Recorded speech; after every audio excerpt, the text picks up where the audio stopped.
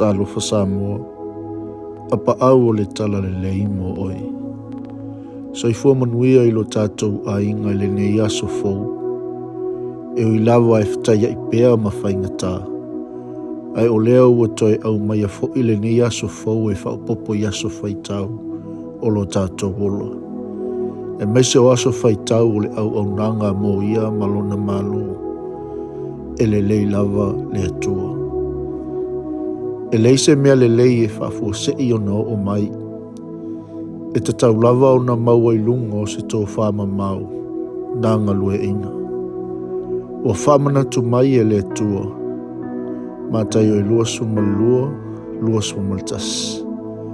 O le nei, o mea a 𝘋𝘐𝘚𝘊𝘓𝘵 ia utou avatu ia i a 𝘋𝘐𝘚, a o mea le atua, ia avatu ia i le atua.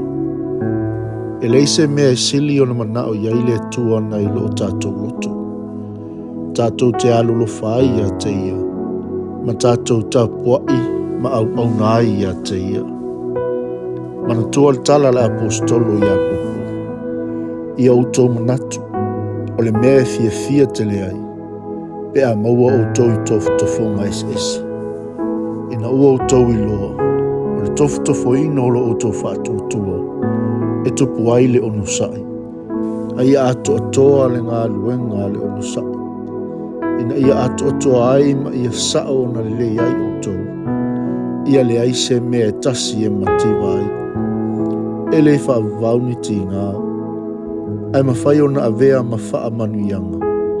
Pe a whai e te apa i ai. Ma wha o ngā ina le nāwa no.